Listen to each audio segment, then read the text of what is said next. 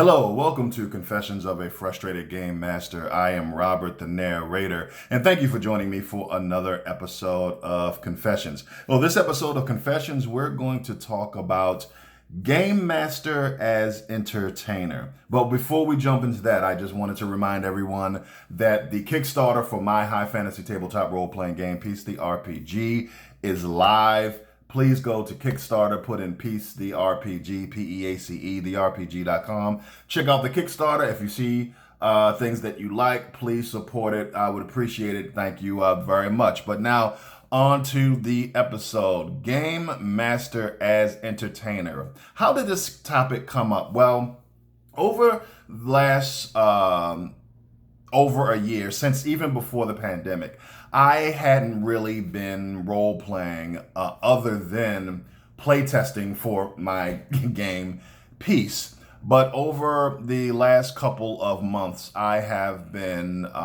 role playing with my core group of friends, my local group. And in my group, I have a core group of friends that I've been in the hobby with for 30 plus years. So some of the guys I came into the hobby with are the same guys that are part of my local group.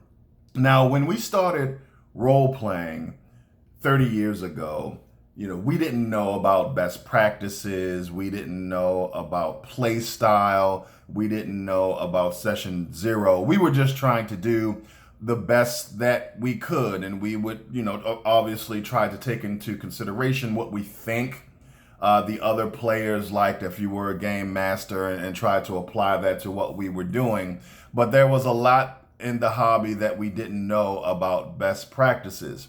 Now, fast forward to current day, given the time that we spend, now we spend more time talking about theory than, or at least I do, than I do actually role playing as I become an OG in the hobby. And we've been sitting down and having some great conversations about best practices and preferences. And one of the things that we've been talking about is the game master's role compared to the player's role. And we've actually had a lot of conversations, and I'll probably get a lot of episodes out of it. But the first thing I wanted to talk about was game master as entertainer. Now, obviously, when you're a game master, you want your content to be of interest to your players. You want to deliver it in an engaging and interesting way. You want to be entertaining in the way that you deliver your content to your players. But for me, I always have been a little squeamish when I hear someone say that the game master's job is to be an entertainer, or even if that is part of his job, and I'll tell you why. When I hear that I have players in my group who are there to be entertained, my first response always is, well, what is your job as a player? Are you just going to sit back and wait to be entertained? Because I wholeheartedly believe that the relationship between game master and player is a partnership. It is a 50-50 relationship. Now, a lot of the players in my group don't agree with that. They clearly believe that the game master has more power. And I don't completely agree with that idea. What I think is more true is that the game master and players clearly have different roles, different jobs. It is very true that the game master's job is to provide the world, to provide context, but without a player engaging with that content, it is for naught. So, for example, if you are a game master if you don't think that it is a 50-50 partnership with your players, one day do this. Try this. Don't call any of your friends. Make sure that there is no one in your home.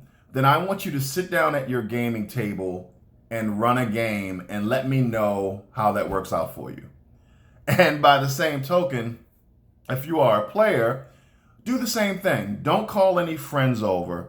Make sure that there's no one in your home. Sit down at your gaming table as a player and let me know how fun that is in the traditional sense of playing a role-playing game. Now, I know that there have been a lot of solo role-playing games that have been released, but I'm talking about the traditional game master player setup. Try to get rid of either the game master or the player in a traditional game master player role-playing game session, and let me know how well that works out for you. So I've been playing for 30 years. I clearly know what the game master's job is, and I know what the player's job is. But if it's not a 50-50 partnership, why can't we just remove one of the sides and have it be a satisfying experience? And the reason I look at my role, even when I'm a player, as being a partner to the game master is because I believe that the game master is not just there to entertain me. As a player, I wholeheartedly believe that I have to make interesting characters, that I have to respond to the context and the content that the game master is providing in an interesting, non-stereotypical or ham-fisted way. Something that I like to say that I feel that as a game master, I do my best work when I have engaged players who just aren't putting it all on my shoulders to make the game fun. And one of the players in my group says, well, that may mean that you may not be the greatest game master if you have to have players who are doing their part. And it's just, maybe it's part of my personality. Maybe this is not part of best practices. But as a game master, I have a hard time taking on the duties of the game master, creating content, creating the world, and putting work in for players who I feel that they feel like, I don't have to pay attention. I don't have to engage. I don't have to do my part. That's why I feel like the idea that I am just here to entertain you and you can sit back and just wait for the game to become fun and don't have to engage really, really makes me, it's an idea that makes me kind of squeamish. So what do you think? Do you think that the idea of the game master and players having a partnership is not a realistic idea for how the duties of the game master and the duties of players actually unfold? When you hear the idea that, oh, you're the game master, you're here to entertain me, can you hear that and not think about, well, what are you here to do as a player? Are you just going to sit back and passively be entertained? And does the game master by default have more power because they set the context and content of the world? Do they have more power when the player can decide to or not to engage in the content that they're putting in front of them?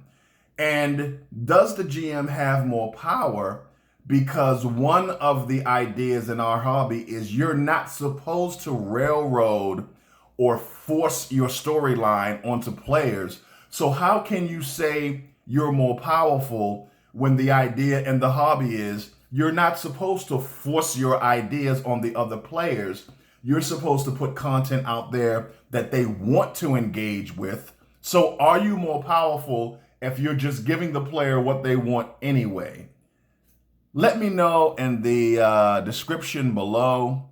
And again, if you have an opportunity or time, please check out my Kickstarter for my tabletop role-playing game, Peace the RPG. And thank you very, very much for checking out this video. Talk to you later.